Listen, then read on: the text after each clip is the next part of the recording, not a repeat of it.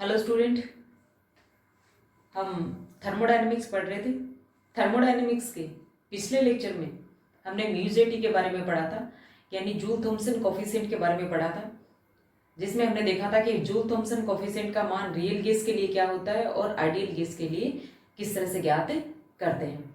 आज हम बात करेंगे कि जब किसी आइडियल गैस को आइसोथर्मली एक्सपेंड करें या फिर एडियाबेटिकली एक्सपेंड करें तो उस गैस की इंटरनल एनर्जी में क्या चेंज होगा, एंथैल्पी में क्या चेंज होगा, वर्क डन का मान क्या होगा, क्यू का मान क्या होगा। ठीक है, तो आज का हमारा टॉपिक है कि आइसोथर्मल या एडियाबेटिक कंडीशन में आइडियल गैस को एक्सपेंड करने पर internal energy change, enthalpy change, work done और हीट का मान क्या होगा।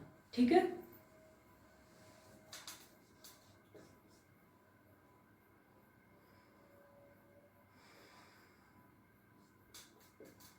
in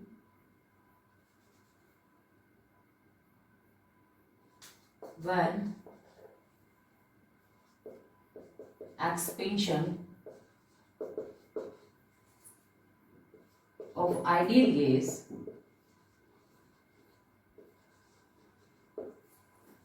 in isothermal condition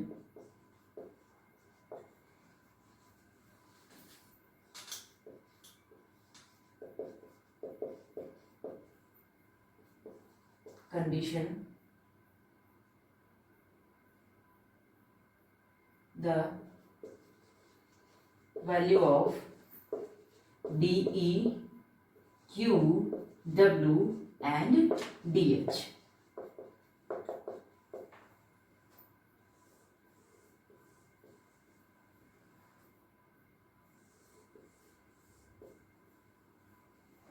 यानी कि जब आइडियल गैस को आइसोथर्मल कंडीशन में एक्सपेंड किया जाता है तो आइडियल गैस की इंटरनल एनर्जी में क्या चेंज होता है, एंथैल्पी में क्या चेंज होता है, वर्क डन क्या होगा और हीट का वैल्यू क्या आएगा।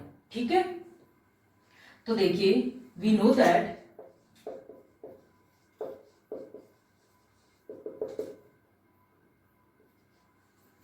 CV equal to del E upon del T at constant volume. यानी किसी भी सिस्टम की कांस्टेंट वॉल्यूम पर टेम्परेचर के सापेक्ष जो इंटरनल एनर्जी चेंज होता है वो उस सिस्टम की कांस्टेंट वॉल्यूम पर हीट कैपेसिटी को रिप्रेजेंट करता है, यानी स्थिर आयतन पर ऊष्माधारिता को शो करता है। ये हम जानते हैं, तो हम लिख सकते हैं DE इक्वल टू हम लिख सकते हैं CV dt।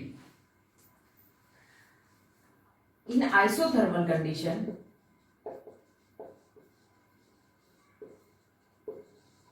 In isothermal condition है, यानी dt क्या है, जीरो है, टेम्परेचर चेंज नहीं हो रहा, टेम्परेचर कांस्टेंट है, तो dt जीरो है, तो dt जीरो है तो जीरो इंटू CV यानी DE क्या हो गया, जीरो हो गया। यानी कि जब आइसोथर्मल कंडीशन में आइडियल गैस को एक्सपेंड किया जाता है तो उसकी इंटरनल एनर्जी में चेंज नहीं होगा, इंटरनल एनर्जी चेंज क्या होगा, जीरो होगा। यानी कि जब आइडियल गैस को आइसोथर्मल कंडीशन में एक्सपेंड किया जाता है तो उसकी इंटरनल एनर्जी में कोई चेंज नहीं होता, उसकी इंटरनल एनर्जी कांस्टेंट रहती है। ठीक है, देखिए ये मैंने आपको पहले भी बताया है, जब आपको मैंने जूल्स लॉ बताया था तो जूल्स लॉ में मैंने ये जूल्स एक्सपेरिमेंट के दौरान प्रूव किया था कि आइडियल गैस के लिए इंटरनल एनर्जी जो होती है वो ओनली टेम्परेचर का फंक्शन होती है। अगर टेम्परेचर ही आपने कांस्टेंट रखा है तो इंटरनल एनर्जी चेंज भी क्या आएगा, जीरो आएगा, यानी इंटरनल एनर्जी भी क्या रहेगी, कांस्टेंट रहेगी, वेरी नहीं करेगी। जबकि रियल गैस के लिए जो इंटरनल एनर्जी होती है वो टेम्परेचर और वॉल्यूम का फंक्शन होती है। ठीक है, यानी कि जब आइडियल गैस को आप आइसोथर्मल कंडीशन में एक्सपेंड करते हो तो उसकी इंटरनल एनर्जी चेंज का मान क्या आएगा, जीरो आएगा। अब मैं बात करूं क्यू की, according to first law of thermodynamics Q equal to del E plus W। Del E का मान जीरो है तो Q इक्वल टू क्या आ गया, W।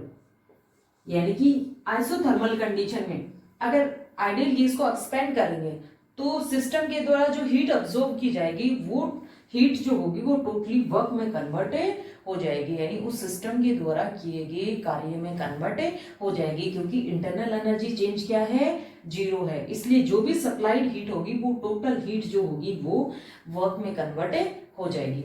अब मैं बात करूं डीएच की, यानी कि एंथैल्पी में क्या चेंज आएगा, यानी कि जब आप आइडियल गैस को आइसोथर्मल कंडीशन में एक्सपेंड कर रहे हो तो उसकी एंथैल्पी किस तरह से चेंज होगी, ठीक है, चेंज होगी कि नहीं होगी, यानी कांस्टेंट रहेगी या वेरी करेगी, ठीक है, ये देखेंगे। तो हम जानते हैं कि जो एंथैल्पी है, we know that enthalpy H equal to क्या लिखते हैं, E प्लस पीवी, यानी इंटरनल एनर्जी और दाब आयतन गुणनफल का प्रोडक्ट ही क्या है, एंथैल्पी है। तो डेल H इक्वल टू लिखूंगी del E plus del PV, ठीक है। तो अकॉर्डिंग टू बॉयल्स लॉ,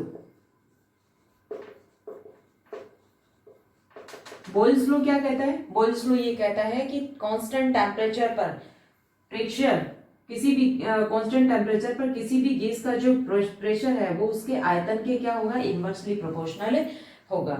यानी कि मैं कह सकती हूँ कि दाब आयतन गुणनफल का मान क्या होगा, कांस्टेंट होगा एट कांस्टेंट टेम्परेचर। यानी अगर टेम्परेचर आपने कांस्टेंट रखा है तो किसी भी आइडियल गैस का जो दाब आयतन गुणनफल का मान है वो हमेशा कांस्टेंट रहता है। क्यों रहता है, क्योंकि अगर आपने टेम्परेचर को कांस्टेंट रखा है तो अगर आप दाब को चेंज करोगे, दाब को इंक्रीज करोगे तो उसी रेशियो में वॉल्यूम जो होगा वो डिक्रीज हो जाएगा, और अगर दाब को आप कम करोगे, प्रेशर को आप डिक्रीज करोगे तो उसी रेशियो में वॉल्यूम क्या होगा, इंक्रीज हो जाएगा। ओवरऑल इनका जो मल्टीप्लीकेशन आएगा वो क्या रहेगा, कांस्टेंट रहेगा। तो यानी कि पीवी कांस्टेंट रहता है तो ये जो है ये वैल्यू जीरो हो जाएगी, यानी कि कोई वेरिएशन नहीं होता। डेल ई ऑलरेडी जीरो है तो मैं लिख सकती हूँ del H is equal to zero, या फिर कहूँ D H is equal to zero, एक ही बात है। यानी कि जब आइसोथर्मल कंडीशन में किसी आइडियल गैस को एक्सपेंड करेंगे तो उसकी एंथैल्पी में कोई चेंज नहीं आएगा, उसकी एंथैल्पी भी कांस्टेंट रहेगी। देखिए ये भी मैंने आपको जब जूल थॉमसन लॉ बताया था, जूल थॉमसन थ्योरी बताई थी, उस टाइम मैंने जूल थॉमसन एक्सपेरिमेंट बताया था। तो जूल थॉमसन एक्सपेरिमेंट में मैंने ये प्रूव किया था कि ये जो एंथैल्पी होती है वो आइडियल गैस के लिए ओनली टेम्परेचर का फंक्शन होती है। ओनली जो आइडियल गैस की जो एंथैल्पी होती है वो ओनली टेम्परेचर पे डिपेंड करती है। अगर टेम्परेचर वेरी करोगे तो ही चेंज होगी।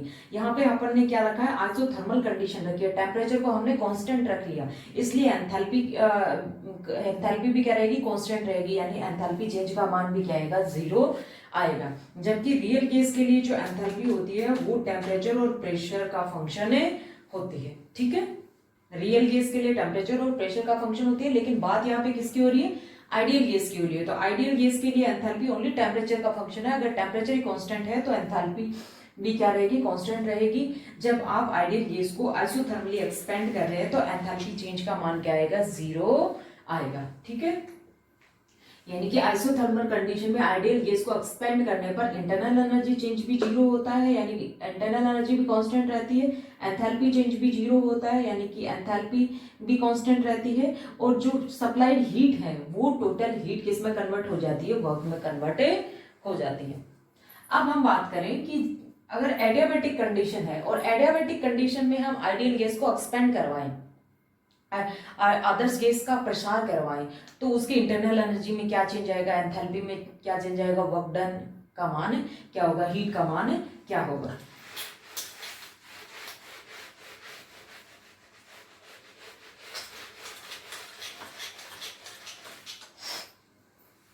तो कंडीशन क्या लूं मैं अब, एडियाबैटिक।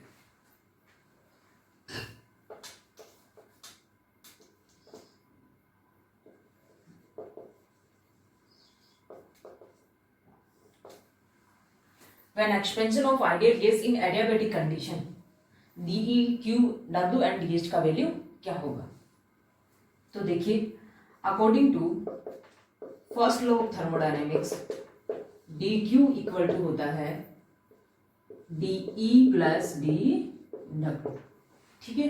तो देखिए हमने कंडीशन क्या ली है, एडियाबैटिक कंडीशन ली है। एडियाबैटिक कंडीशन क्या होती है, एडियाबैटिक कंडीशन में सिस्टम और सराउंडिंग के बीच में हीट का कोई एक्सचेंज नहीं होता, यानी सिस्टम ना तो सराउंडिंग से हीट लेता है ना ही सराउंडिंग में हीट रिलीज करता है, यानी Q या DQ का मान क्या होता है, जीरो होता है। तो एडियाबैटिक कंडीशन है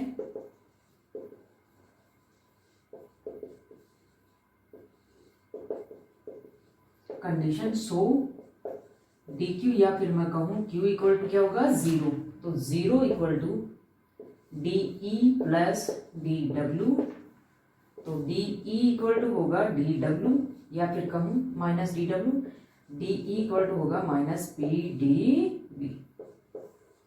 यानी जो हीट का मान क्या होगा एडियाबेटिक कंडीशन में 0 होगा, क्योंकि सिस्टम और सराउंडिंग के बीच में हीट का कोई एक्सचेंज नहीं होता। और इंटरनल एनर्जी की बात करें या वर्क डन की बात करें तो जो वर्क होगा सिस्टम सराउंडिंग पर जो वर्क करेगा उसके लिए वो अपनी इंटरनल एनर्जी काम में लेगा, जिसकी वजह से उसकी इंटरनल एनर्जी क्या हो जाएगी, कम हो जाएगी और सिस्टम का टेम्परेचर क्या हो जाएगा, गिर जाएगा, सिस्टम का टेम्परेचर कम हो जाएगा। यानी कि जो वर्क डन होगा वो इंटरनल एनर्जी में कमी के बराबर होगा। यानी D is equal to minus D W या फिर मैं कहूँ D W is equal to minus D E होगा। और इंटरनल एनर्जी चेंज क्या होगा, डी इजिकल टू होगा माइनस पी डी। ठीक है, यानी इंटरनल एनर्जी चेंज जो होगा वो वर्क डन के इक्वल होगा। ठीक है, अब मैं बात करूं तो देखिए D W is equal to minus D या फिर कहूं D W, D equal to क्या लिख सकती हूँ minus C V D T, या फिर डब्ल्यू इजिकल टू लिखूं तो minus C V T two minus T one. ये क्या होता है एडियाबेटिक कंडीशन में वर्क डन होता है। जब किसी आइडियल गैस को एडियाबेटिक कंडीशन में जब एक्सपेंड करते हैं तो वर्क डन कितना होगा minus C V T two minus T one temperature के वेरिएशन के अकॉर्डिंग। अब मैं बात करूं एंथैल्पी चेंज की, यानी कि एडियाबेटिक कंडीशन में जब आइडियल गैस को एक्सपेंड करते हैं तो उसकी एंथैल्पी में क्या वेरिएशन आएगा। तो देखिए अभी मैंने बताया था कि H जो होता है वो E प्लस पी वी होता है, यानी एंथैल्पी जो होती है वो इंटरनल एनर्जी और दाब आयतन गुणनफल के प्रोडक्ट होती है, यानी उसके योग के इक्वल होते हैं। तो डी एच इजिकल टू होगा D E plus P D V plus V D P. ठीक है, D H equal to D क्या है minus P D V minus P D V plus P D V plus V D P, cancel out, D H is equal to क्या आ जाएगा we D P.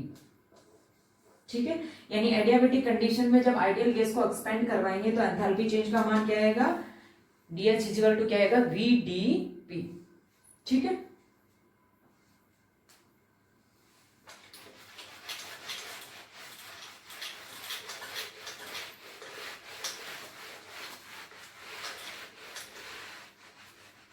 यानी कि हम लिखे जैसे आइसोथर्मल कंडीशन की बात करें आइडियल गैस को, यहाँ एडियाबेटिक कंडीशन की बात करें आइडियल गैस के एक्सपेंशन में, तो आइसोथर्मल कंडीशन में आइडियल गैस का एक्सपेंशन करवाता है तो इंटरनल एनर्जी चेंज 0 होता है, जबकि इसमें क्या होता है माइनस डी डब्ल्यू यानी वर्क डन के इक्वल होता है।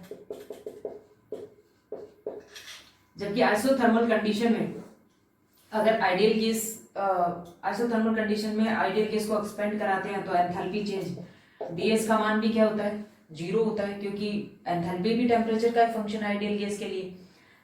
और जबकि एडियाबेटिक कंडीशन में आइडियल गैस को एक्सपेंड कराएंगे तो एंथैल्पी चेंज क्या होगा डीएच इजिकल टू क्या होगा वीडीपी होगा।